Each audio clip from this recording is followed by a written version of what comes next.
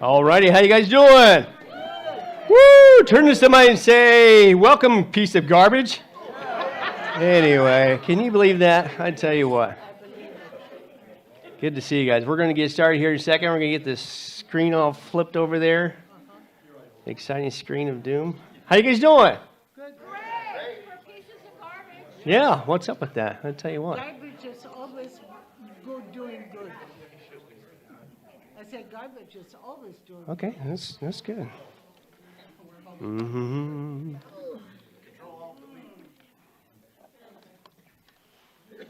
There we go. And action. All right, good to see you guys. We are going to get started with some exciting announcements. That's right.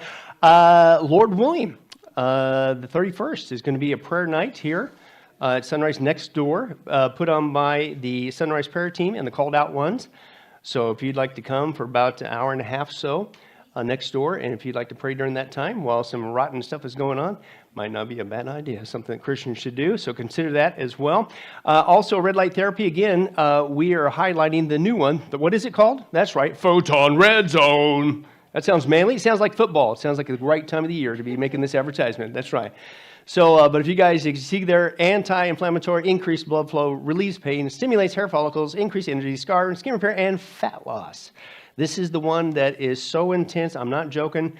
It's 10, 20 times more intense than the other one. Just amazing. And so this one goes so deep that it gets rid of the visceral. Literally just melts it right off you. Things of that nature. And we're already getting testimonies in if that's doing that and all kinds of crazy stuff instantly because it's so powerful. So anyway, we did a major mega upgrade. And so consider that, 702-849-9092. And again, if you know somebody who'd like to join the medical team at the Holy Trinity Medical Practice, which is where all this is at, have them call the church line there and continue to pray for Dr. B and his family. And things are looking good. I spoke with him yesterday, and they're just waiting for a home to come through. And he's working on getting his licensing here for Nevada and all kinds of neat stuff. So God's opening up the door to expand the medical practice. It's pretty exciting. But hey, what's exciting is I'm glad that you're here. You know why? Because it's always weird when nobody shows up, Jim, and when you got to preach to nobody. I tell you what, just being transparent, right? Hey, you guys realize I had to make up for Sunday, right? Sunday was just a plain jacket. Now it was served its purpose, red, white, and blues, patriotic, but we're back in action with this bad boy, Jim. But anyway, that's right. But hey, we're here to connect with you, but we can't do that if you've been here for this your first time, or if you've been here for a while. But if you haven't filled out this near you, this is a Connect card. If you can't, that'd be great. As our guest, if you can fill it out, you could either put it in one of the two offering boxes there at the back of the sanctuary as we exit, or if you give it to one of the volunteers in the foyer, they will mug you in Christian love. So consider that as well as our guest. But we not only want to welcome you here, we want to welcome part of our online family. And tonight's no different. We're going to Janice in Bermuda. Now pray for her, folks, because she's taken a major hit for the team. Somebody's got to reach those people, right, in Bermuda. And that's her on the left there, in case you're wondering. And as you can tell, she's having a horrible time, stressing out. Yeah, whatever. Anyway, hey, somebody's got to reach those people. And you're like, well, where's that at? Well, thanks for asking. It works well with my note. It's right over there, and that over there where the words are. In fact, the words are probably bigger than what Bermuda is, scaled to that map. But we're the motivated walking cow on the left. She's out there in the middle of the Atlantic Ocean, torturing herself in Bermuda, but reaching that island for Christ, right? And so on your best Bermuda-ese? It's British. British? All right, your best British Bermuda-ese on the count of three. I'll work with you, right? We're going to say a big old howdy ho to one of our online listeners, Janice in Bermuda, on the count of three. 1, 2, 3. Howdy ho, Janice in Bermuda. Just letting it roll out, folks. Just letting it roll out. But hey, online church, home church at getlifemedia.net. If you can't find a church, of course, not us here. How many of you guys found a church? Okay, praise God, you're in one, in case you're wondering, a church facility, that is. But anyway, that's right. But if you're watching online, if you can't find one, be the church in your area. You can do that. It's biblical, believe it or not. It really is. It's how the church started. We're just going full circle. But shoot us an email at homechurch@getlifemedia.net. We will get you set up, ready to go with that process. We'll do the teaching for you. You just need to open up your home and watch what God will do. Speaking of what God will do, if you have a prayer request, prayer concern, not only here locally, but part of our online family, right there, that's the fastest way to get it to us. Prayer@getlifemedia.net. net. So consider that as well. But hey, we're going to have an offering tonight. If you want to partake in that, you're more than welcome to do so. You can just put it in one of the 2 offering boxes as we exit there at the back of the sanctuary. If you're part of our online family, if you feel led to give, that's greatly appreciated. You can do that 3 different ways. You can go to the appropriate website, and you could look for the mailing address. You can mail it in, I guess, there.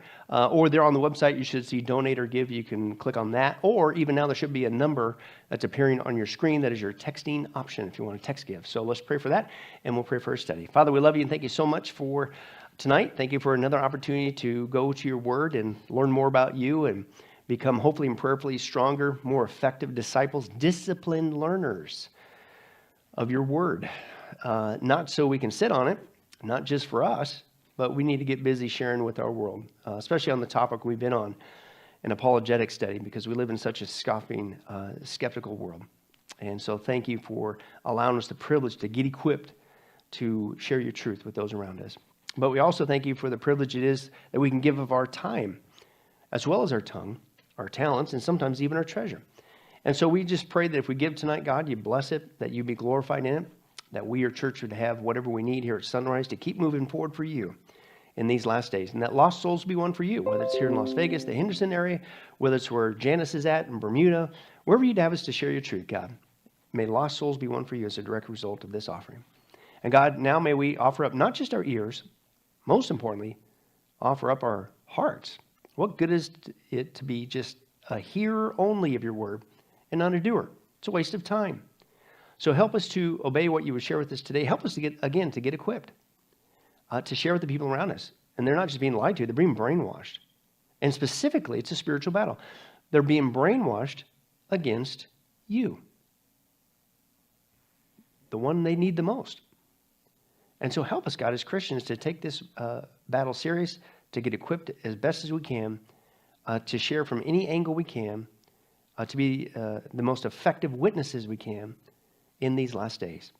And God, as always, if there's anybody here tonight or watching online that's not truly born again, please save them. Please save them before it's too late. And so please bless our study now. We ask all this in your wonderful name, in Jesus' name, and all God's people said. Amen. All right. Well, hey, if you're in our creation study, I don't know if you guys were here there, but a couple weeks ago I had shared an article about the school in Cobb County, Georgia. And if you remember, they were being sued by the ACLU. And if you recall what the ACLU stands for, American Communist Lawyers Union, basically. But they were being sued. The school board was being sued because the school board voted to put stickers on textbooks, school textbooks, that said just simply this: evolution is a theory and not a fact. Which is great. That's a good step, right?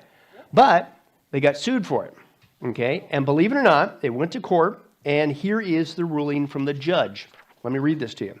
A federal judge rendered school officials in Atlanta suburb to remove stickers they placed in biology textbooks that said in full, evolution is a theory, not a fact, and should be approached with an open mind, studied carefully, and critically considered. What's so bad about that?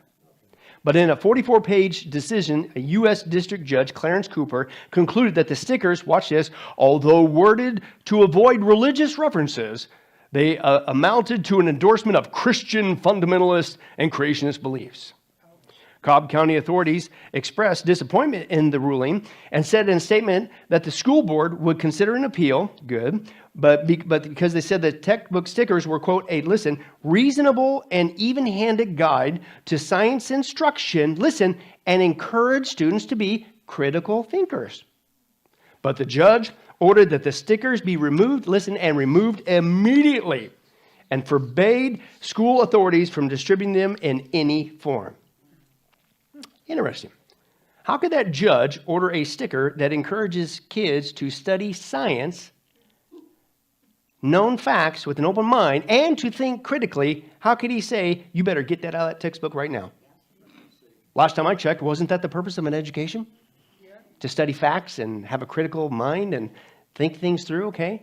But what happens when they do this school after school after school after school, combined with the media, and they keep suppressing anything that disagrees with their lie called evolution? Well, it really does brainwash people, even here in America. And it brainwashes them against God, and they literally think we came from monkeys that ultimately came from raining on rocks for millions of years. And they disagree with scientists. Watch this. Just take a look. I don't know. I'm pretty satisfied with the explanation of the evolutionists. Yes, I do believe we are descended from animals. Evolution is obvious. Man was not created in God's image. God was created in man's image in order to address those things about which we were ignorant. I think part of the grand joke of it all is that, before there was feet, there was flippers. Before there was lungs, there was gills. And, it's all part of that process that got us where we are today, gridlocked and angry.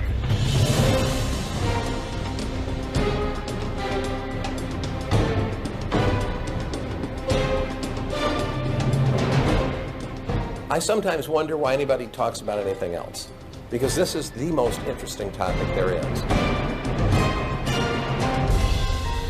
Where did we come from? How did we get here? What brought us into existence? What is our relationship to reality as a whole? For several centuries, we've been told that the universe does not have us in mind. That is, that we exist in a small speck of dust in a very large universe, and that the universe was not designed for beings like us.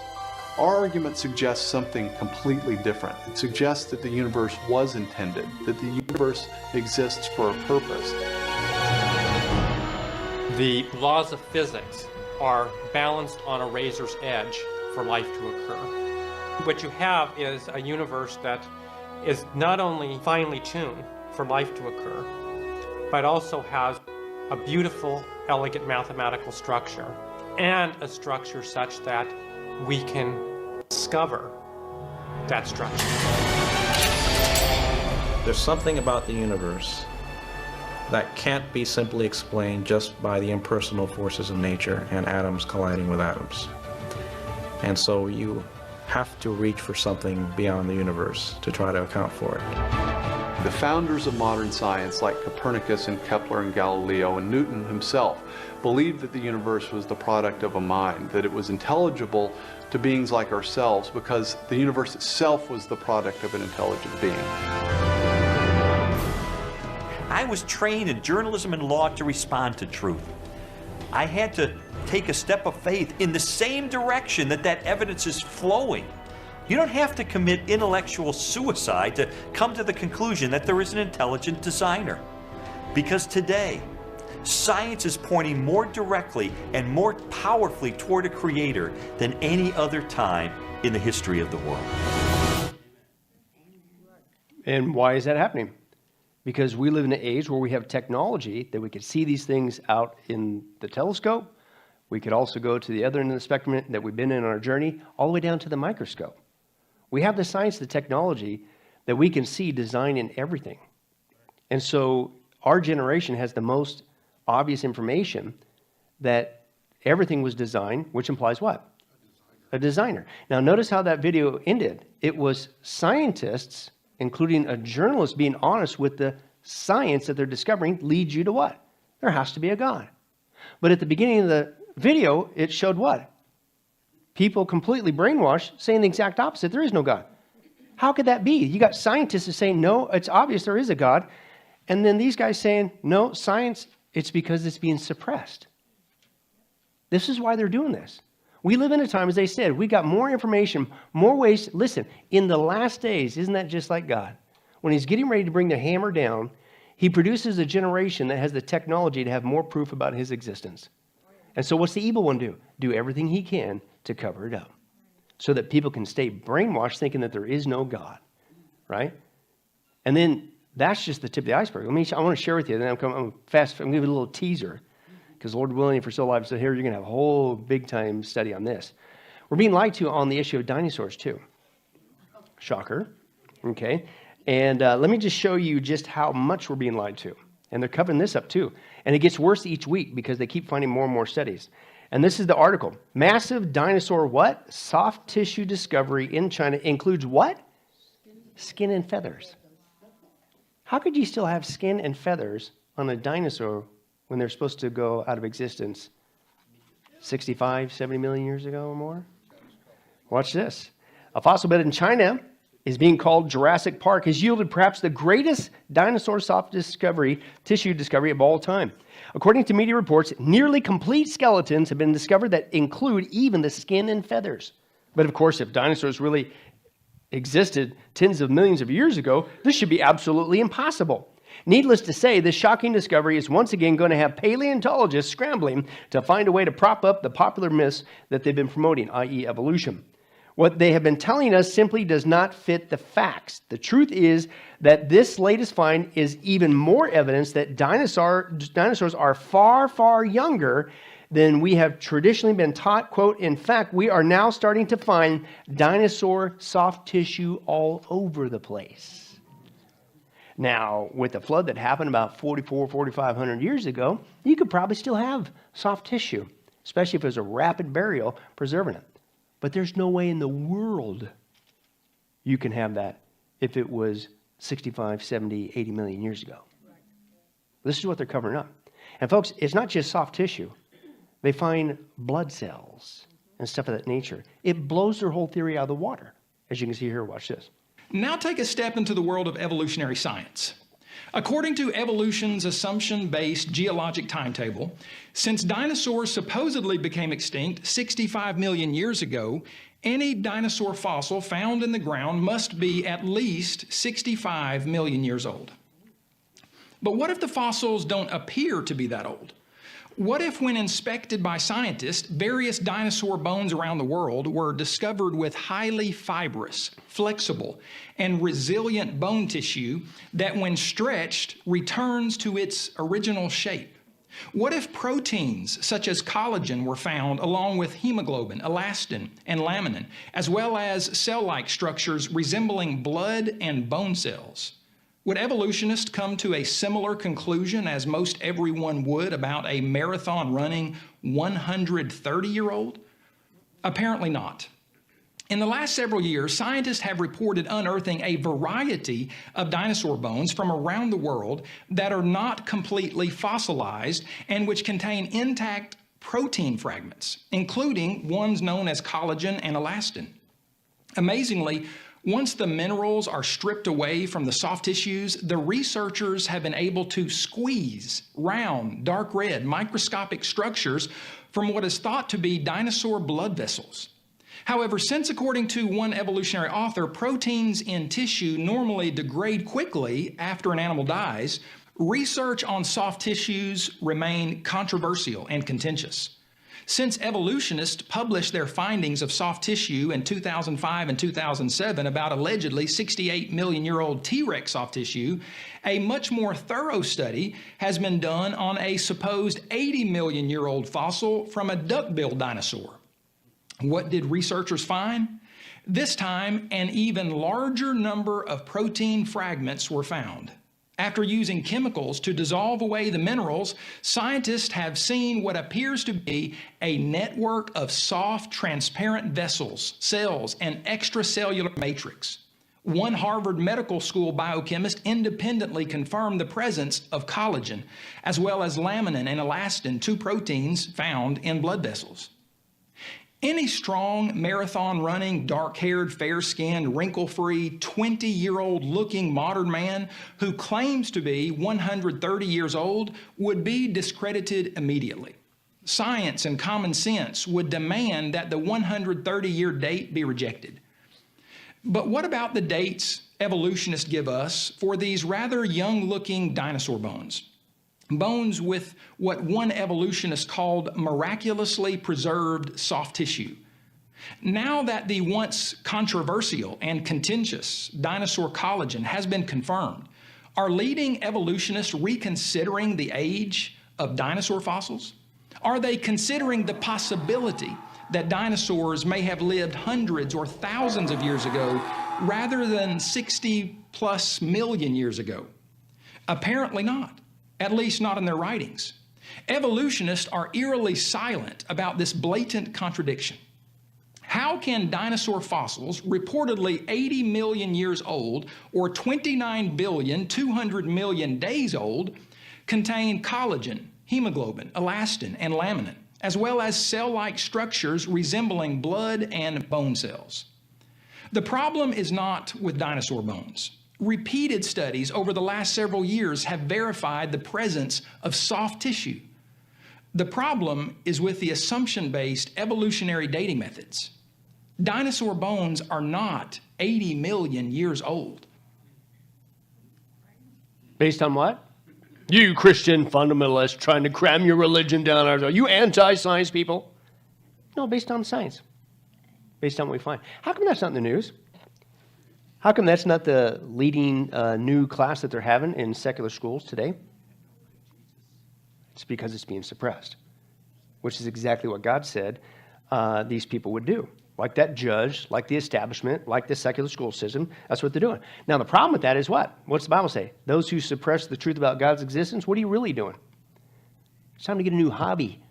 You're storing up the wrath of God. And how many guys would say that's not a good thing to do? Take up wood carving, do something, get rid of chickens, the scourge on the planet, do something positive, right? Don't store up the wrath of God, okay? And so, therefore, in order to get ourselves equipped to become the most effective witnesses we can and help these people receive the grace of God instead of the wrath of God, we're going to continue our study, the witness of creation. And what we're doing is taking a look at 5 different evidences that God has left behind for us, showing us that he's not just real, but the great news, we really can have a relationship with him, God, the creator of the universe. Okay, that's why he's given us this evidence, Romans chapter 1. Now, the first evidence we've been taking a look at in our study is the evidence of an intelligent creation, intelligent design. And so again, we started from the outer perimeter, all of God's creation, the universe, all the way down to this telescope. That's why we started with what? The universe, because that's the outer end. And so we dealt with that. Then we started to come in a little closer. We dealt with the evidence of intelligent design with the solar system. And then we dealt with that piece of dirt that we live on called Earth, because it's called Earth, and that's what we live on. So we dealt with that as well. Then speaking of us, we dealt with us. We dealt with the human body that God created, evidence of all kinds of design. And then the last 3 times, we dealt with the evidence of something else that God created on Earth, not just humans, but what? Animals, right? So we begin to break down the animal kingdom. Everything has God's design. We started off with large mammals, all kinds of stuff, including that exciting cow. Folks, I'm going to tell you what, cows are so beautiful and awesome, and they make yummy milk products and ice cream, and you don't get that from chicken. You guys ever have chicken ice cream? Makes you sick thinking about it, doesn't it? I tell you what. But cows are good. Meat, steak, I tell you what. Anybody ready for supper yet? Yeah, I broke a cardinal rule in preaching. Never talk about food. Anyway, that's right. Anyway, but large animals, then we went to what? Small animals. We began to break that down as well. And then what else did God create? Well, read the Genesis account. He tells us everything. He also created the birds. And so we took a look at all kinds of birds, folks. We could be here all day long on these, but we just had to deal with some of them. We dealt with 6 birds. Then we dealt with what else did he create? Not just the birds that fly in the air, but what? The fish in the sea, all kinds of fish. Every single one, folks, shows evidence of God's intelligent design. Then last time, we dealt with some creepy things. We dealt with the reptiles. Why? Because God created those as well. And we saw that there's no way those reptiles, the gecko snakes, the chuckwalla, remember that thing? Squirts the salt out of his nose, be the best centerpiece for Thanksgiving of all time. I want one. But anyway, and the chameleon, look at his eye. How many guys would like to have your eyes that could do that independently? You never get in a traffic accident. Or maybe you would. But anyway, that's right. But we saw there's no way those things evolved by chance. It's impossible. Then we took a look at even smaller ones, the amphibians, right? The gastric brooding frog. Remember that? That thing that turns its stomach into a womb automatically, stops eating, and then the babies are born and spits them out. Ladies, you want to do that next time? Yeah, whatever. I'd spit them out, personally, if I found them in my gut. But anyway, that's a guy thing. Gliding tree frog, the false-eyed frog, and the African bullfrog, right? And they showed us that, listen, there's no way these things happen by chance. They all show evidence of God's design, including the sea turtle. Watch this. This hatchling sea turtle is 3 inches long and weighs less than 8 ounces. Yet, it's about to embark on a series of migration journeys that will span decades and thousands of miles in the open sea. There, the looming dangers and challenges of a turtle's odyssey are surpassed only by the wonders of its life cycle and the creative power of God.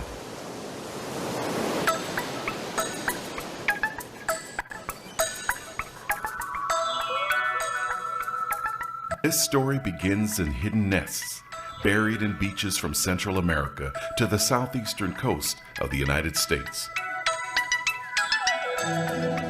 After incubating in the warm sand for about 6 weeks, a new generation of determined little reptiles battle their way into the world.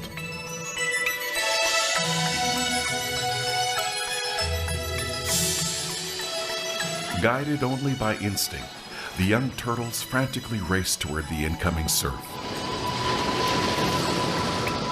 Then swim non-stop for the next 48 hours in an attempt to escape predatory birds, crabs, and fish that line the shore.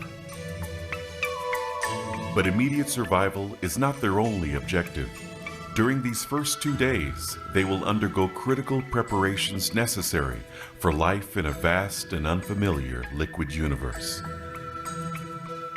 Navigating the open ocean is not easy at all. So from the moment a turtle hatches, there are elements imprinted in that turtle's head that tell it not only about things that it needs to learn, but places that it needs to go automatically. It's there. It's in the system. Sea turtles migrate through the Atlantic, Pacific, and Indian Oceans, usually alone and without the benefit of significant visual landmarks.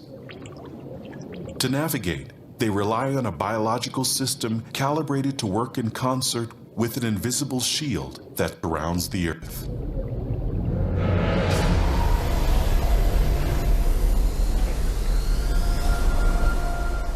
Our planet is constantly bombarded by high-energy particles emitted from the sun. We are protected from this deadly barrage by a magnetic field that extends more than 40,000 miles into space. This phenomenon has been compared to an enormous bar magnet, with field lines that flow upward from the southern hemisphere and then wrap around the Earth. Each line intersects a different point on the Earth's surface at a specific angle and intensity. They are strongest at the poles and weakest at the equator.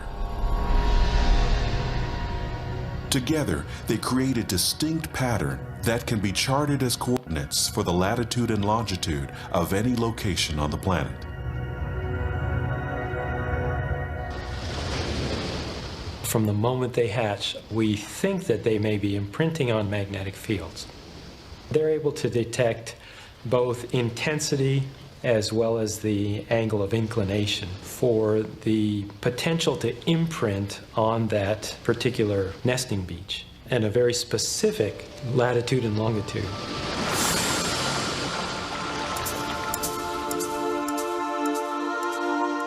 Once a turtle imprints the geomagnetic coordinates of its birthplace, it begins a journey that will lead to a feeding ground it will use throughout the rest of its life.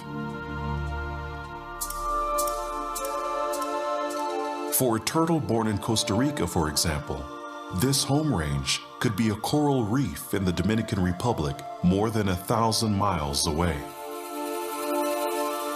As a hatchling swims and drifts through the Caribbean, it continues to imprint a series of coordinates on a magnetic map inherited at birth and stored within its brain.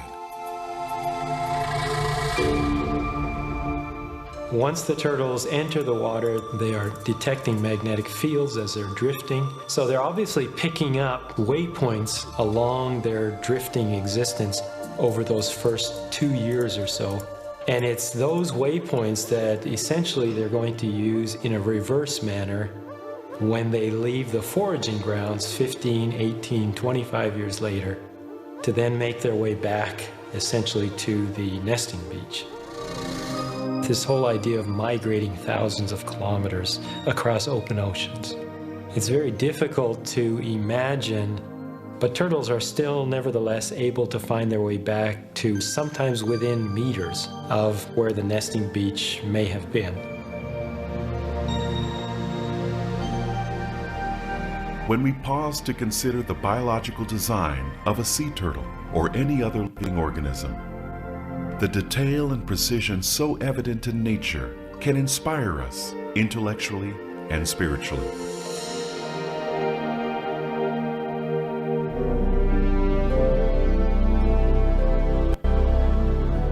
And just as we applaud the work of a gifted scientist, architect, or engineer, may we also acknowledge the Creator God who called into existence every creature that inhabits the earth, with the brilliance of his mind and the power of his word.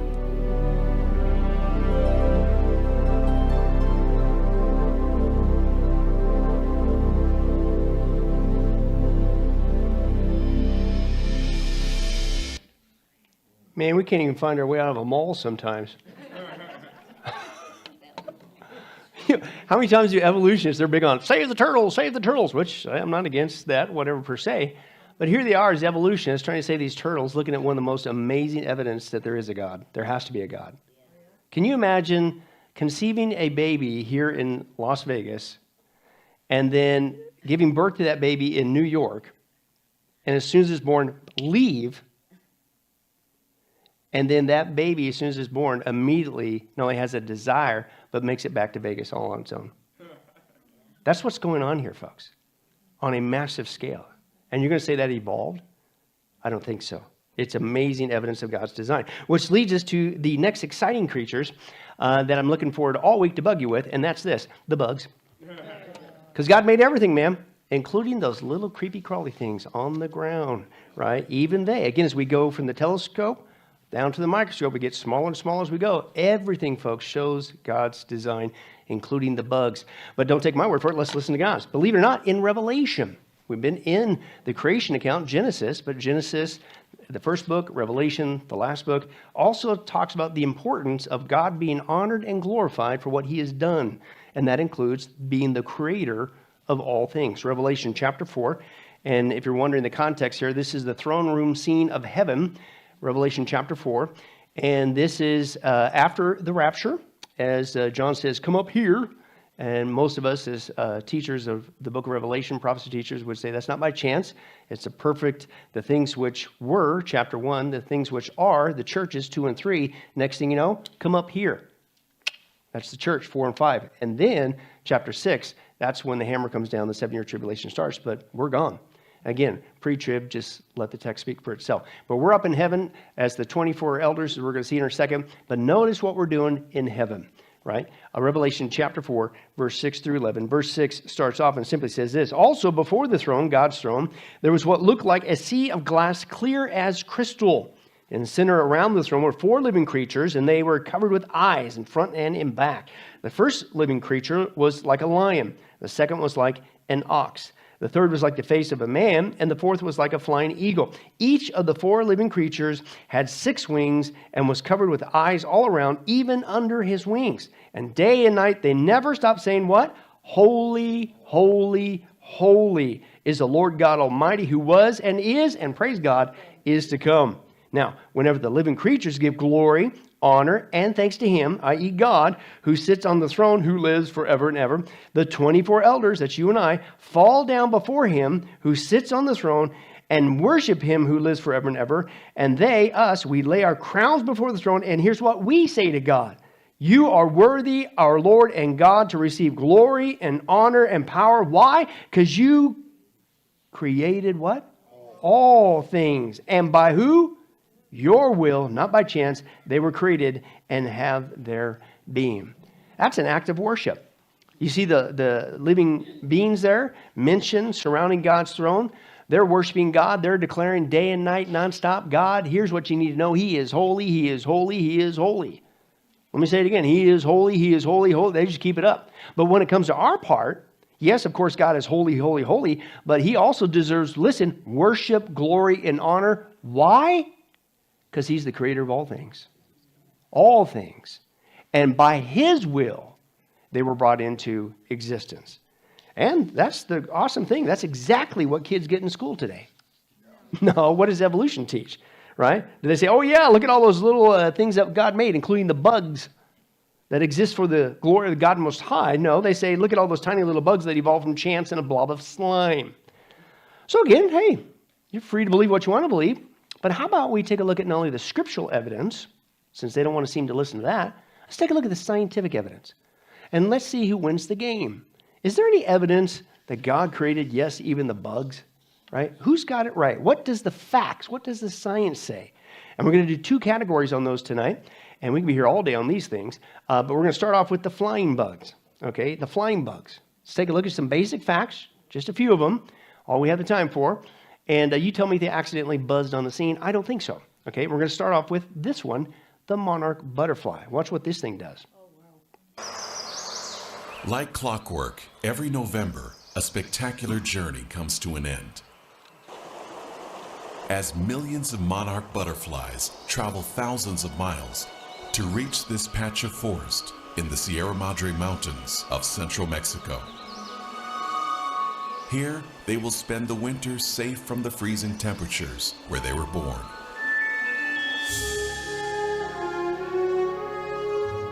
This transcontinental migration began 3 months earlier, when a new generation of monarchs emerged east of the Rocky Mountains from Canada to Texas.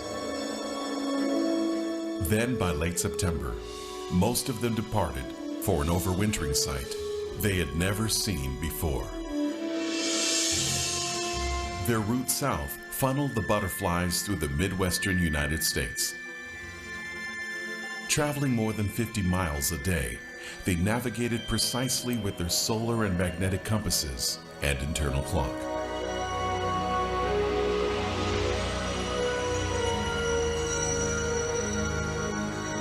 These insects have no leader to follow or prior knowledge of their destination. The sun is their primary directional reference, and they instinctively track its changing position. After rising in the east, the sun appears to move in an arcing path from left to right across the sky. The insect closely monitors its course with an array of sophisticated instruments that include 2 massive compound eyes and a wide field of vision, a microscopic compass stored within a brain that's smaller than a grain of rice, and a 24-hour clock positioned in each of its antennae. These integrated components will enable the monarch to maintain a consistent southward heading. Now let's take a closer look at how the system works. Its internal clock is light sensitive, and when it indicates that it's 10 a.m., the butterfly calculates that to fly south, it must adjust its flight path by about 40 degrees to the right of the sun. Then, when its clock strikes noon, the insect reckons that south is now straight ahead and flies directly toward its celestial target. 2 hours later, when the sun moves farther west, the monarch again processes the time change and makes gradual adjustments to stay locked in on the path to its overwintering grounds, still 1,000 miles away. By early evening, as the sun fades from view, the insects congregate on tree limbs and shrubs where they will roost until morning, when their clock and compass can resume guidance of their journey south. The monarch's transcontinental flight is an amazing display of navigation and endurance. Yet, this epic migration doesn't end when millions of fragile insects successfully reach Mexico. For once inside the country, they must still find their way to a few specific acres of forest that are hidden within a range of transvolcanic mountains more than 600 miles long. And then somehow locate the same individual trees and microclimate that protected their ancestors during previous winters. Finding these precise locations requires additional tools beyond the monarch's sun compass and internal clock. And scientists are now exploring multiple theories for how the insects can pinpoint their final destinations with such incredible accuracy. They include the ability to identify and track both small variations in the Earth's magnetic field and chemical signals emitted by wing scales still lodged in the trees and soil from the previous year.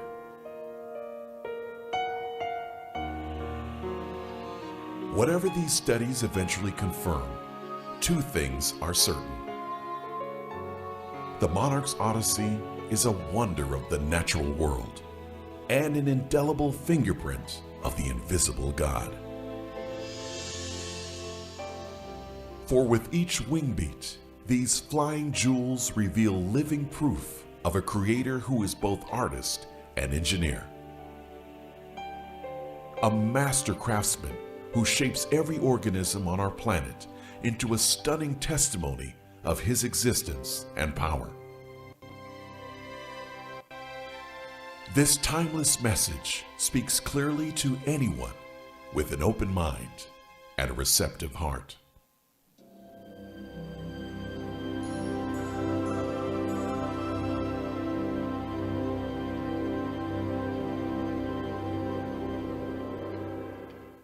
Once again, amazing automatic direction abilities. Anybody know anybody that you know when it comes to driving, they can't follow instructions, they can't follow directions, and they just never get there? Yeah, we know that. And it isn't just that. Have you seen how these things fly, butterflies?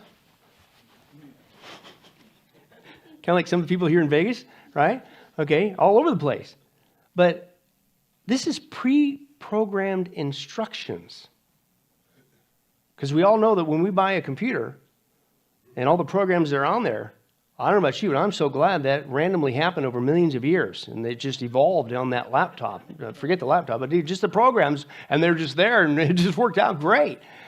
Or did an engineer, somebody design those and place those there for an intelligent function? This is inside of bugs. It's inside of all kinds of creatures. And that's just the first one, the flying bugs. How about this one? This is cool. Large blue butterfly. Watch what this thing does, right? So it starts off as a larva, obviously, eventually turns into a caterpillar. But unlike other butterflies, watch what this does. After the first two molts, it becomes restless and it literally walks away from its food source. Which you think, oh, that's dumb. But watch this. And then all of a sudden, it does something seemingly suicidal. It only walks away from its food source. It deliberately lays its eggs on plants that are close to an ant's nest. What? And sure enough, soon the ants find it, and they do something even weirder. They don't eat the caterpillar like you might expect. Watch this. They start stroking it. And not just any part, but specifically the 10th segment of the caterpillar. Why? Because for some reason they know that when they stroke that segment of the caterpillar, it will ooze out a kind of sweet honeydew for the ants. And then the ants, all over it, they take the caterpillar, and it takes action. You know, you're thinking, oh no, they're going to eat it. Right? It raises up its hind end, reaches up into the air, and so you think, oh, he's trying to get away from the ants, right? No, this is a signal. And the first ant found it, and for some reason we're told it's only the first ant will then gently seize and lift up that caterpillar, signaling the other ants to come help carry it off to their underground nest. So they eat it, right? No. Then they actually make a home for it. They feed it. In fact, they even feed it some of their own baby ants or food. And you go, what? What's going on here? Because in exchange, the ants keep getting to milk that caterpillar's 10th segment for their own food. In fact, scientists have tried to harvest this nectar themselves, and guess what? It doesn't work. It's only by touching the 10th segment to no avail, but only works with the touch of an ant's antenna or feet will yield the nectar. How does that evolve? But that's still not all. Soon the caterpillar makes a cocoon, like they always do, right? And we're about 3 weeks later. Now it emerges as a butterfly, but uh-oh, you got a big problem. Because as it turns out, ants really like butterflies. Food right there in their nest, right? So what's it do? Nothing. For some reason, the ants don't touch him. Even though he's no longer yielding his honeydew, he just casually crawls out, flies off, and the cycle begins all over again. Right there in your face, evidence of design. How about the lightning bug? Anybody ever grow up with lightning bugs? I grew up in the Midwest, took them for granted. Man, these things are also known as fireflies. They don't just light up the night sky, they give some massive evidence of God's intelligent design. We can't even replicate what they do. Watch this. One form of light we're using more in the 21st century involves chemical reactions. You've probably seen this kind of light in the form of glow sticks or light sticks. People like them so much because they produce light without heat, and they look pretty cool too. People use them for all sorts of things. Once when I was staying at a hotel and the electricity was off for a few hours, guests were provided glow sticks so that we could make our way around in the dark. Some seem to overlook the fact that this capability is nothing new. Man did not invent this kind of chemical light. It's been here since the creation of lightning bugs and other bioluminescent creatures. Lightning bugs, also called fireflies, are little beetles that carry their own flashlights. How cool is that? These insects have special chemicals called luciferin and luciferase, which they combine with oxygen to form a bright, heatless light. The process is called bioluminescence, the emission of light from living organisms. For years, scientists have studied fireflies and other bioluminescent creatures in hopes of learning how to produce better, heatless chemical light. They've been somewhat successful, but they confess that the light from fireflies and certain other creatures is still many times more efficient than what they can produce in laboratories. The more scientists learn about the firefly, the more amazed they are at its complexity. Sadly, many of these same individuals believe that the firefly somehow evolved over millions of years by time, chance, and mindless random mutations. They dismiss the obvious fact that complex functional design demands a designer. To borrow the words of the Apostle John, the light shines in the darkness, and the darkness did not comprehend it. Friends, the next time you see a firefly in your backyard, take a moment to ponder on its marvelous ability and, more important, on its mighty, majestic maker. Yeah. We can't even duplicate it. And you're going to say that happened by chance. We can't duplicate it with our intelligence. But that didn't take intelligence. It's crazy. And why is that done? Because hopefully what you're seeing, the theory of evolution isn't just a theory, it's bankrupt. And they know it, folks. Science is not on their side. That's why they will work so hard. Remember what the phrase was? Satan will protect his lie with a vengeance. He needs to create a godless society who does not believe in God so that they will receive the false Christ, the Antichrist in the last days. This is what they're doing. But it's not scientific. We should stop calling this science. It's not even a good theory. It's horrible. But we're being lied to, and it brainwashes people. And now, speaking of another one, it's dragonflies. Dragonflies. How many guys realize that dragonflies are not dragons? Okay, praise God. All three of you, the rest of them, I'm glad you're here tonight. Right? But they too show evidence that God's design. In fact, did you know the military is very interested in this creature? And as sophisticated as the military is, they still can't replicate what this guy can do. Watch this. This is cool. Dragonflies are incredible creatures and are the world's fastest insects, capable of reaching speeds up to 35 miles per hour. That's a lot of horsepower generated from a creature that weighs 800 milligrams on average. Not simply speedy, they're amazing flyers with 2 sets of wings. This enables them to perform truly marvelous maneuvers, such as traveling straight up, down, or backwards, flying upside down, and hovering in place. They are able to negotiate winds of up to 30 miles per hour and can tolerate accelerations of up to 9 Gs. Dragonflies have nearly 360-degree vision and can carry quite a bit of weight for their little size, with one researcher estimating an ability to carry 1/3 of its weight without impeding its ability to fly and hunt. Engineers have long recognized and tried to mimic their incredible aeronautic capabilities. So spectacular are their flight abilities that a drone with wings modeled after theirs has been created. But it seems that dragonflies have even more to offer, as they have a unique and complex stalking system that often fools their prey, called motion camouflage. Unlike simply mimicking a background, motion camouflage is a dynamic form of disguise by which a predator can approach its prey while appearing to remain stationary, from the target's perspective. As the journal Nature describes it, motion camouflage can be achieved if one animal, the shadower, moves in such a way as to produce the same image motion on the retina of another animal, the shadowee, as would a stationary object in the environment. So a dragonfly moves with the prey's perspective to give the illusion that it's not being stalked, and by the time the prey finally realizes it's being hunted, it's lunch. And so sophisticated and effective is this tactic that engineers are now using the same concept to design motion camouflage military missiles as they advance towards an intended target. Just listen to the way in which this diminutive dragonfly is gushed over by these fans of military intelligence. Dragonflies overshadow their enemies in complex maneuvers that military fighter pilots can only dream of. It demands exquisite position sensing and control. This sort of performance is extremely hard to achieve without very expensive and bulky measurement systems. It's true. When you consider the tiny size of a dragonfly's body and brain compared to its computational and physical capability, it is truly astonishing what they can do.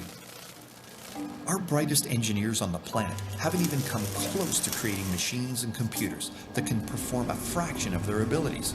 And many of our actual designs come from mimicking what we see in nature anyway, and so aren't truly new.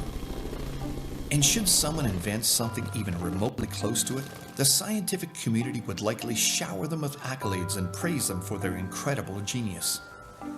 And the fact that these aren't learned traits, the average dragonfly only lives for 6 months, but rather are programmed from birth, begs the question, where do all of these amazing design features and ingenious biological programming come from in the first place? Ooh, I know. The spirit of Arnold Horshack is all over me. It rhymes with God. Aren't you guys glad that we don't have to spend money anymore on the military budget? Because we all know, Jim, that fighter jets and helicopters evolved completely by chance over millions and billions of years, and chemical explosions. And by the way, fighter jets, how many guys would say it took some intelligence to design helicopters, right? Engineers, right? Those are extremely less complex than a dragonfly. And you're going to say that evolved by chance? Who's the person who's anti-science right now? It ain't us. Right? This is why God gets the glory and the honor, the power. Praise you, God. You're not just holy, holy, holy. You're the creator of all things. And it was by your will that they were created. They show your majesty. And he should get the worship for it. Right? Not only that, how about the common mind? This one is really cool. This thing is a butterfly. It's called the common mind in the island of Sri Lanka. And it's nothing common at all. And what it has is it's the ability to mimic various things at various stages of development. Let me break it down. This is pretty cool. First of all, for some reason, it knows how to lay its eggs, golden color eggs, on the tender young shoots of a plant that's also golden color. Just happens to know that. And then it just so happens that as a young larva, it eats not on the bottom of the leaves like most larvae do, but right out on top in plain view, right? Most of them go underneath because they're trying to stay away from predators. But this guy's, he's right out there on top. You go, well, why? Well, it just so happens that at this stage of development, it becomes colored with brown, yellow, smeary-looking, cream-colored marks with wet-looking gloss at this particular stage of development, right? And it makes it look like a bird dropping. That's why it's on the top, and that's why it's left alone, because predators think, oh, that's bird doo-doo, right? Well, that's just the beginning. The second half of the stage, he becomes too big for that disguise. They're going, okay, that wasn't from a bird, that's too big. So what's he do? Well, it just so happens to change colors again, this time to a gaudy black and yellow and red, right? Well, why? Well, it just so happens on the island of Sri Lanka, creatures with those colors are often dangerous and poisonous. So once again, he's left alone. Oh, that's pretty neat. But he's got another problem. Soon he has to change into a pupa where he loses his colors. And so now what's he do? Well, as you can see a picture here, it just so happens that his pupa is placed on a plant hanging down, okay, colored and shaped like a short twig that's broken off, right? And so you can see on the other side, it just looks like two pieces of twig that were broken off on that plant, right? But then there's another problem. So that keeps it, camouflaged. Nobody leaves it alone because, oh, that's your dead stick. I'm not into eating dead sticks. So soon he emerges as a butterfly, which, okay, now what are you going to do? Because the birds like to eat butterflies. Now, what's he going to do? Well, it just so happens he comes out either colored brown and yellow like the Ethiopia butterfly or the black and blue like the Dinosaur butterfly, both of which are distasteful to the birds in the area. And then just to make sure that the birds fall for the ruse, he even mimics the way those other butterflies fly. Where did he learn that? He hasn't had time to go to school yet, Jim. He hasn't even watched TV. How could these flying bugs have ever evolved slowly over time? And at what stage of development could any of them survive unless all these features were fully functioning, pre-programmed from the very beginning? And that would include this guy, the honeybee. Honeybees not only make some yummy honey and help pollinate plants, which last time I checked, we need for food, but they show amazing evidence of God's design, including how they dance. You think Jim Jubenville dances? Oh, Debbie, I'm sorry to break your joy, but watch what you see what honeybees do. This is pretty cool. Honeybees are extremely important to our environment. They pollinate plants that provide humans with wonderful food, such as tasty fruits and vegetables. But have you ever wondered what happens when one bee finds a group of flowers that are full of great pollen for honey? Can the bee tell the other bees in the hive how to find the flowers? It can't draw a map. It can't talk about how to get there. So what does it do? Well, God gave the honeybee a remarkable way to communicate without using words. A worker bee that finds pollen and nectar brings them back to the beehive and passes the food to the other bees. And as the other worker bees taste the food, the bee that brought the food performs a very special dance. If the food is very far away, which normally it is, the bee does what is called the waggle dance. During the dance, it makes sounds with its wings. And the amazing thing about the dance is that it tells the other bees exactly where the food source is. The bee uses the sun as a reference point. If the bee dances in a straight line to the right, then the food is directly to the right of the sun. If the bee dances straight up, then the food is straight toward the sun. If the bee dances down the honeycomb, then the food is directly away from the sun. Furthermore, the sounds that the bee makes using its wings as it waggles its body from side to side help the other bees know how far away the food is and exactly where to find it. As you may know, the sun constantly changes its position in the sky. It moves about 1 degree to the west every 4 minutes. Just so happens that the bees understand the sun's movement and they change their dance to the other bees to help them find food as the sun moves. This remarkable dance language couldn't have evolved. Codes and languages such as this, they must have been programmed into the bees by an intelligent programmer, an intelligent designer. Not only does the bee dance show other bees the way to food, but it shows humans that there is an awesome creator and designer who gave the bees this astonishing way to communicate. And that designer is God. Amen. Makes me excited too, like that. I should be, another moment of transparency as your shepherd. My family, we are always here in Vegas on the hunt for a good Mexican restaurant. I mean, a hole in the wall, not chain stuff. A hole in the wall, because that's where you get some of the best. Anybody learn that one yet? I don't know about you guys, but when I finally find one way or another, through research, or I stumble across it, or somebody tells me, and I go there and I find out, man, this place is awesome. I don't know what you do, but I come home, I burst open the front door, and I start doing this, man. And you know what? Within minutes, they know exactly where it is in Vegas. Now you know why I wear the honeybee jacket. Can you imagine this? And there's more to the honeybee than that, folks. But there's no way this is by chance. And it works perfectly. And the other ones can understand. It's one thing to do it, but the other ones get it precisely? No way. How many guys would say these flying bugs, there's no way they evolved by chance? They had to be intelligent and designed by an intelligent creator, right? In fact, I would say anybody says they're not, after looking at that, you're acting like you forgot to pay your brain bill. And listen, I'm not the only one. Cosmologist Barry Parker, here's what he said. Listen, scientist. He says, who created these laws? Quote, there is no question but that a God will always be needed. What's he saying? If you think all of life, including flying bugs, were created by chance, you forgot to pay your brain bill. Make a deposit, please. Do something. Why? Because design implies a designer. Romans chapter 1, that's why God says what? You are without excuse. How far? We're only just over the halfway point on our journey. Everything shows God's design. You know how people say, well, that's unfair of God. What about that guy in the desert island? What about that person, on the mountaintop who never heard about Jesus and God's going to send him to hell? Yeah. Because he had the light of creation. You had so much evidence. All you had to do was look around, man. Everything shows God's design. Look up, around. Look at yourself. You got no excuse. That's why he said it. Okay? But that's not all. The second group of bugs we're going to deal with now, the walking bugs. Oh, boy.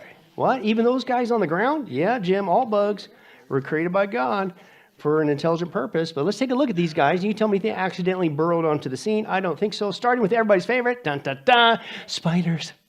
Oh yeah, watch what this is. In 2012, unbeknownst to each other at the time, 2 U.S. biologists discovered 2 different species of spiders with truly amazing behavior and abilities. One was located in Peru in the Amazon basin, and the other 11,000 miles away in the Philippines. To add to their astonishment, the researchers soon realized that not only did these spiders construct colossal decoy clones, but they purposefully and personally animated them as well. To add to the realism of their imitation spiders, it was found that the real spiders crouched beside them and shook their webs when predators came near, causing them to move around like monstrous marionettes.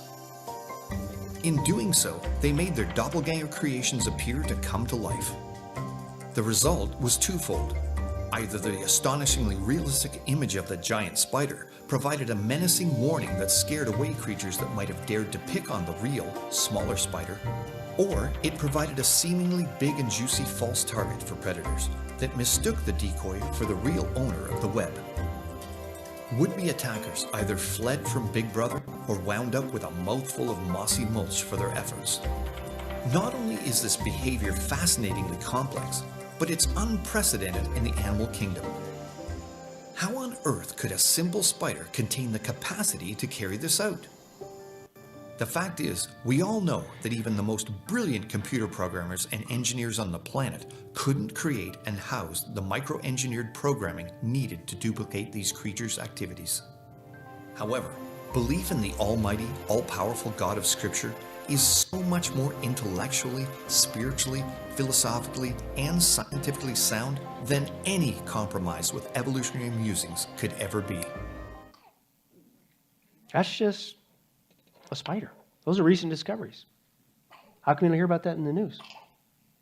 Because it proves that evolution is a lie. But let's go on. How about flying spiders? Just when you thought you can get away from them, oh no. They not only jump real high, but some of them can actually fly. Right? See, we just thought we just had to outrun them. Oh, no, no, no. They're coming after you, John. Right? So how do they do it? Well, watch this. It's called the flying spider. It's a baby spider. When it's born, it immediately crawls up to a high point, which could be a grass stem, could be the side of a tree trunk. And then, once he's there, he turns his backside up, begins to spew forth webbing from its backside to the point where it's about 9 feet long. And well, first of all, what gave it the desire to just hurry up, you're born, go up? Well, and then it starts spitting this out. And why? Well, for some reason, it knows that the wind will catch it, and sure enough, it does. Next thing you know, he's lifted up high in the air, and he's flying away. And that's not only half of it. He not only knows how to start flying, pre-programmed instruction, he knows how to steer himself while he's flying. When he gets airborne, this spider climbs up on the web without falling off, which is a huge mystery. They're going, how is this? Because it's just floating in the air, right? And he actually begins to steer it. And you go, well, how's that happen?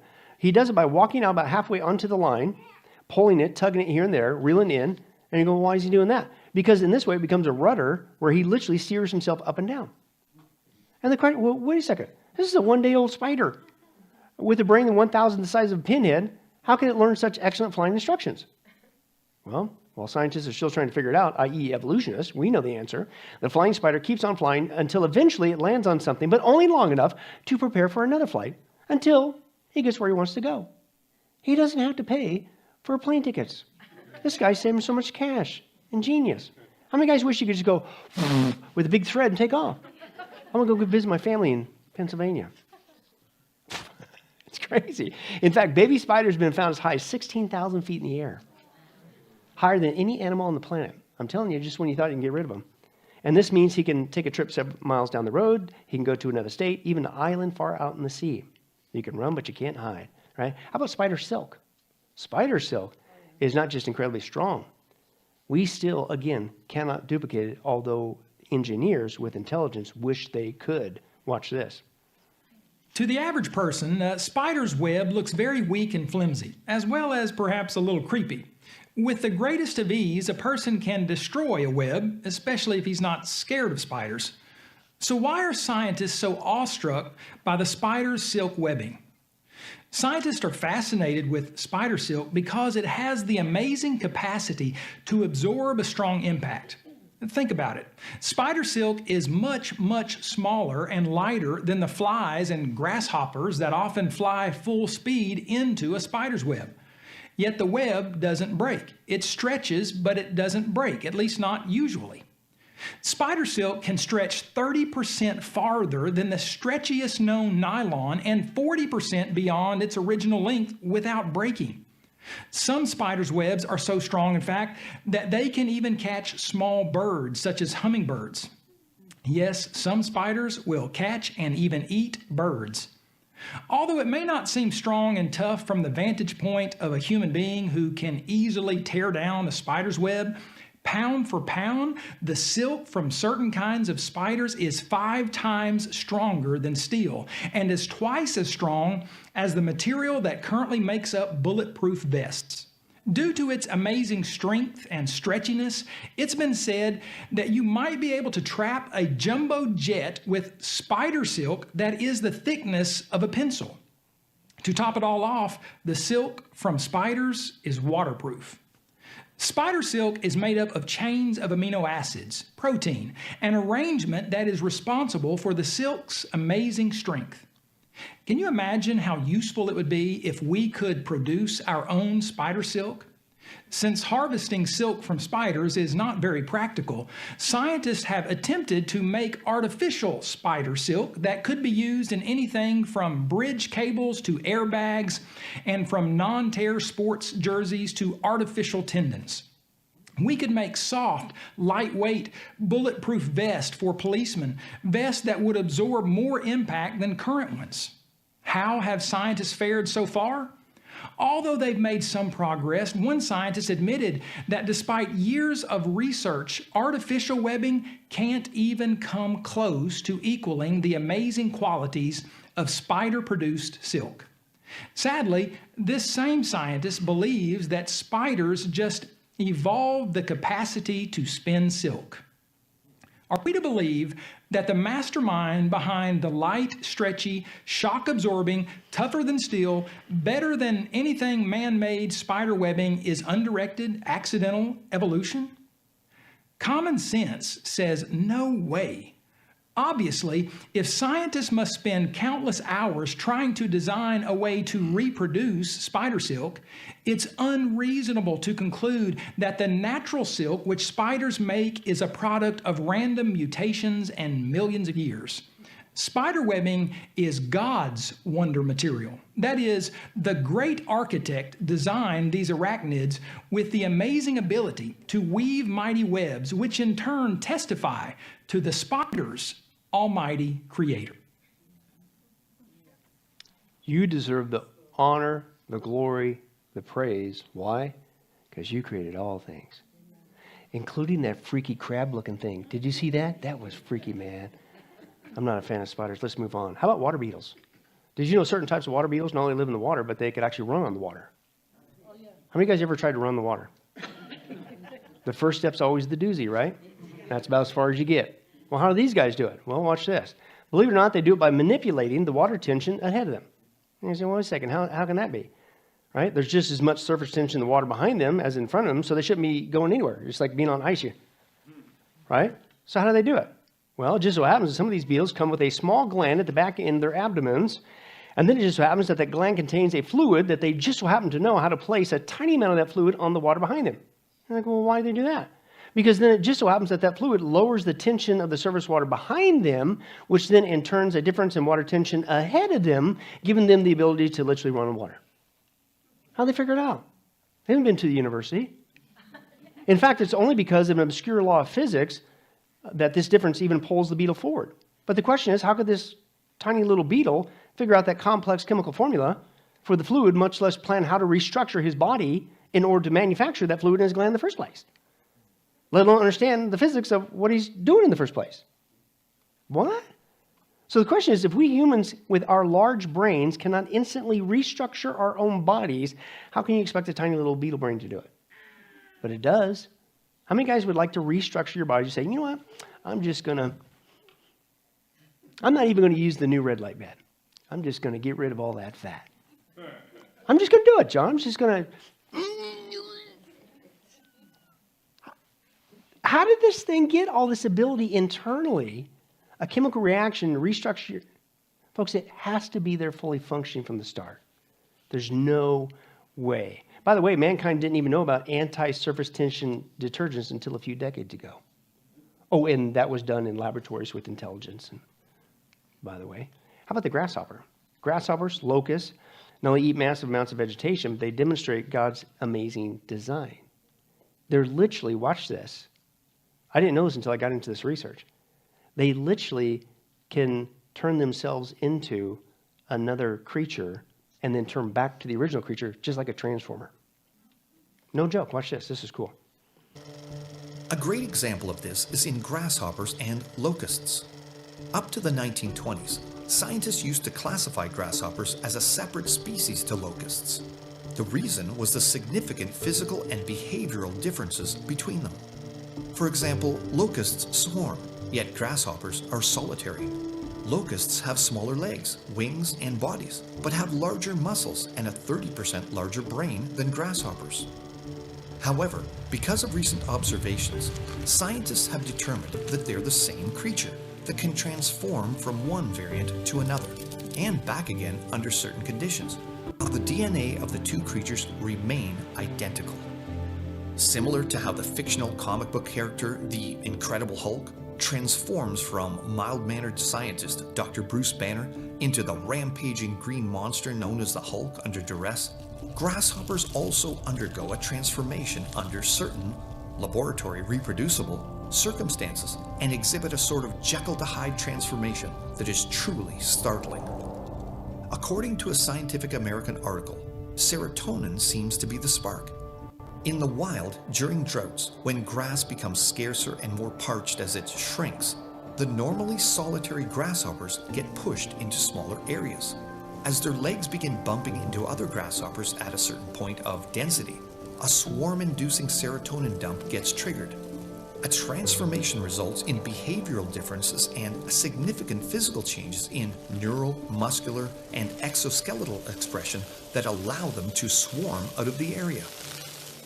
So, this transformational ability seems to be an inbuilt survival mechanism that kicks in when the environment demands an adaptation.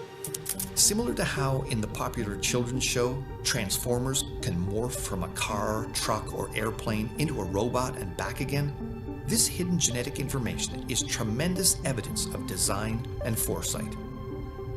Obviously, if grasshoppers in a drought situation did not already have the ability to transform, they would perish before they could ever have evolved it.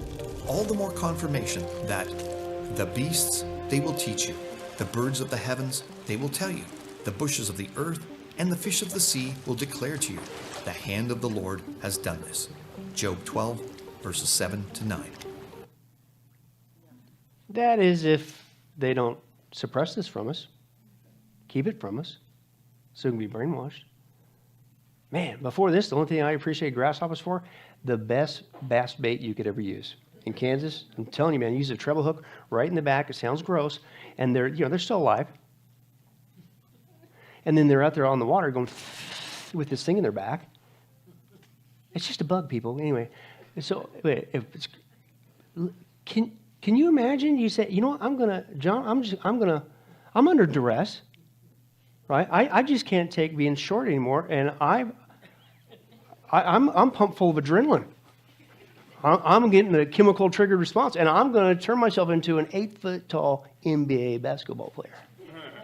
And then once we win the finals, I'm going to go back to shrimpy preacher guy in a funky jacket. This is what this thing's doing. We laugh about this, but there's no way that can happen by chance. And again, as he said, it can't evolve. It has to be fully functioning. How about some unusual bugs? I'm going to rip through these as we're getting ready to close. The Malayan hooded locust will actually, slit open a part of its body. Let's just go, slit its guts up to expose a part of its guts to give the illusion that it's already been wounded so predators think it's a poor food item. That's kind of weird. Did you know that a flea can jump 130 times its own height, meaning it overcomes a force of 200 Gs, which is the equivalent of a horse jumping over the Andes Mountains in one jump?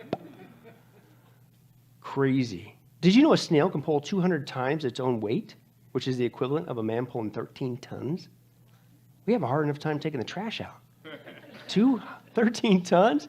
This is amazing. Did you know certain bugs, these called flat-up plant bugs, they can actually gather together on plant stems, making themselves look like a flower? And you might say, no big deal, but some bugs are pink and some are green. So what do? Well, believe it or not, for some reason, the pink ones know they got to gather in the center. The green ones know they got to encircle the pink ones. And so in doing, they look just like a pink flower in the midst of small green leaves. Where'd they learn that from? Right? Did you know some spiders don't make webs to trap their prey? They build a kind of fishing net the size of a nickel, and they throw it over their insects. Did you know some spiders don't even wait for insects to come to them? They actually, watch this, they build a little raft out of webbing, they climb in it like a canoe, and they go canoeing after insects. Did you know some spiders, it's actually called the bolo spider? It's like a cowboy. Because they don't make a web, they don't make a net, they don't make a canoe. This guy, here's a picture of it, takes a strand of silk, puts a tiny sticky blob of goo on the end of it, and proceeds to lasso their prey. Now, speaking of cowboys, cattle on the range, watch this. Back to the ants. Ants know how to milk various insects, just like dairy cattle. Okay. In fact, just like cattle, they'll even herd them into special sheds that they built for them with fences and all. In fact, if the fencing gets damaged, their cattle, quote, cattle, start escaping. Researchers have watched how the ants will send a few ants after them to turn them around, right, and herd them back into the sheds, while the other ants guard the entrance while the other ants are repairing the fence. Just like a cowboy. But that's still not. Each day, the ants will actually drive their cattle out into pastures that they prepared specifically for them so they can continue to eat and get fattened up. Just like raising cattle. How about the bombardier beetle? We'll close on this guy. This thing's awesome. The bombardier beetle is a bomb-producing bug. Literally blows things up. This bug is an incredible defensive mechanism that's a cross between tear gas and a machine gun. Here's how it works. Watch this.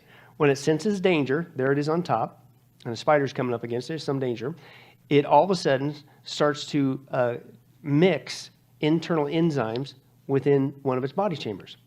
And then these chemicals are made up of some normally harmless compounds, hydrogen peroxide and hydroquinone. But it's harmless, that is, until you place them together and they blow up, right? Okay.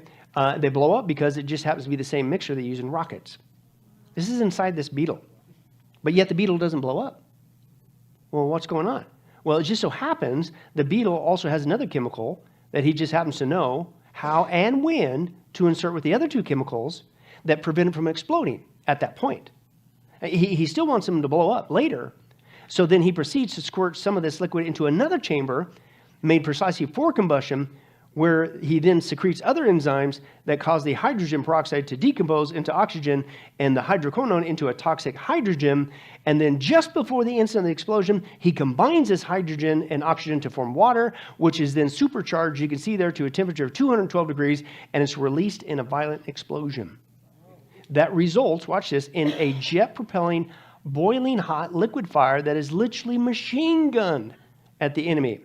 And not just randomly shot out this back. Watch this. You can see it there. This noxious boiling spray explodes outward with fluid being pumped through twin rear nozzles that rotate like a B-17's gun turret and hit the intruder with bullseye accuracy. Oh, and don't forget, all it takes is one mistake and the bombardier beetle blows up. How many guys would realize that blown up dead beetles have no babies? Right? He never does, for some reason. I mean, if this is evolving by chance over years, you think at some point he's, oh, oops, sorry, Bob. What do you mean, sorry, Bob? Bob blew up and Bob's dead. And we're done. In case you're wondering, that's the name of the beetle, John Bob the Beetle. Okay, let's move on.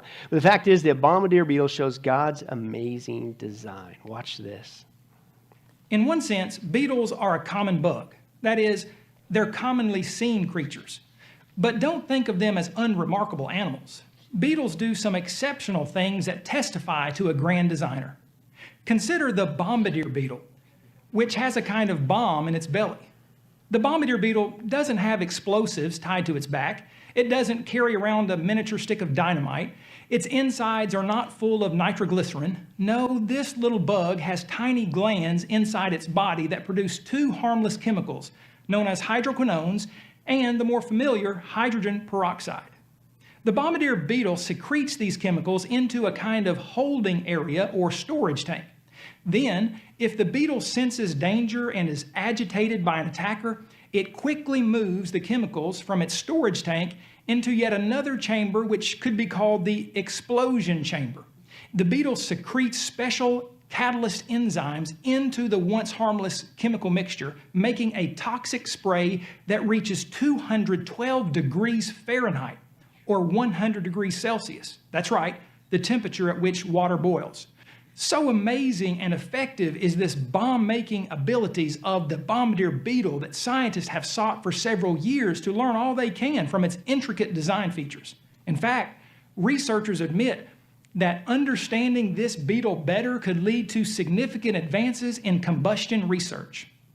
Amazingly, when the bombardier beetle bombs away, it doesn't blow up. It doesn't develop a high fever and die.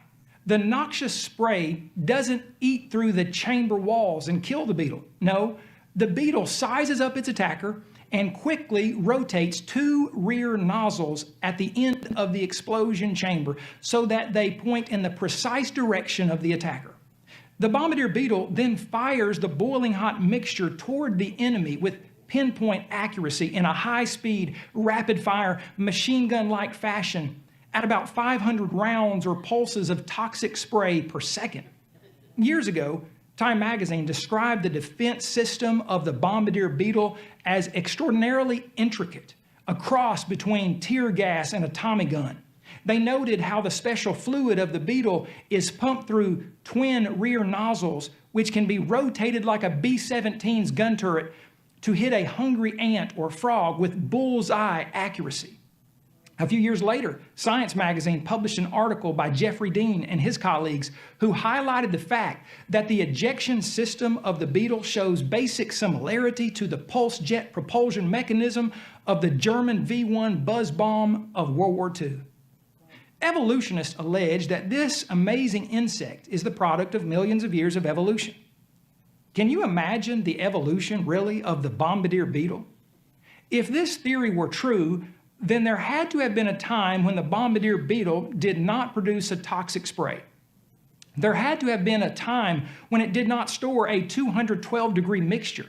There had to have been a time when it had never shot anything out of its back end as hot as boiling water. If so, what would have happened the first time the beetle somehow mixed a boiling hot solution without already having a storage tank in place that could withstand such temperatures? What would have happened the first time this beetle ever blew a bomb out of its back end? Why did the beetle not blow up the first time it ever created a bomb? Do you really think that the bombardier beetle just evolved by chance over millions of years? Or does common sense not call for a creator who made this incredible insect with all of its necessary parts in place at the same time at creation? Aren't you glad that when you went to secular school that they had a whole day we talked about the bombardier beetle? Why don't they teach this stuff? I think it's pretty obvious. Because you would say there's no way to have by chance. Did B-17s evolve by chance? Tear gas? Tommy guns? Throw all three together? No. That's inside the back end of a beetle that God made. He should get the honor, the glory, and the praise because he created all things. By his will, that was made. So that we can know he's real and that we'd seek him out and get saved. But the enemy protects his lie with a vengeance. And he doesn't want people saved. So he came up with a lie. And since it's a lie, he has to cover it up. And that's why they suppress. And this is the battle that we're in. But it's obvious these walking bugs were not only intelligent, designed by an intelligent creator, but anybody who says they weren't, they're what? That's right, John, here comes another one. They're acting like they don't have any grain in their silo. That's a good Midwest term, right? And apparently that's why this guy, British, he's a cosmologist as well. His name is Edward Milne. He said this: as to the cause of the universe, in context of expansion, that's left for the reader to insert, and I quote, the scientist said, but our picture is incomplete without God. There has to be a God. Folks, scientists all over the world know this, but it's being suppressed. And he's basically saying, if you think all of life, including those walking bugs, anything happened by chance, you're acting like you ain't got no grain in your silo. Design implies a designer. That's what they're suppressing, including the next one, and that's the evidence of the plant kingdom. You ever wonder why Jesus said, when he said, don't worry about your life, what you're going to eat, what you're going to drink, what you're going to wear, Matthew 6. He goes to a couple analogies. He says, look at the birds of the air. He says what? Look at the lilies of the field, plants. And he says, not even Solomon was dressed like one of these in all his splendor. What was he talking about? Well, Lord willing, we'll get to that next time. Let's pray. Father, thank you so much for our study and just giving us so much evidence. And as the very first video shared, man, we got it easy, our generation. This isn't 400 years ago. This is not when the church was first born. We're in the last days with all this technology, and we could look all the way from the telescope to the microscope. Even the bugs we take for granted that we pay somebody to kill for us or squish them ourselves show your design. No wonder we're going to be up in heaven one day, just blown away worshiping you. How awesome you are, how powerful you are. You're the one who should get the worship for all this. But the evil one is taking that away and brainwashing people to worship themselves instead. Get us equipped, God. Not this information, it's exciting, it's fun, it's thrilling, it builds our faith. And that's all great, but it's meant to share. It's meant to share with those people who are being brainwashed and led astray. Because it's not just a battle of ideas, creation versus evolution. It's the issue of salvation. And these people being led astray are being led to hell forever. But you are the one who's willing to save them and forgive them, just like you did with us. And sometimes it's helping the people realize that you're real through this evidence, that they take that first step. You tell us without faith, it's impossible to believe in you, God, to please you. We got to take that first step to know that you're real. And then we can confess our sins and ask for you to save us. Get us equipped, God, so we can share this with people so that they would be saved too. That's what it's all about. So thank you for our study tonight. Please bless it to these lives that belong to you. We ask all this in your wonderful name.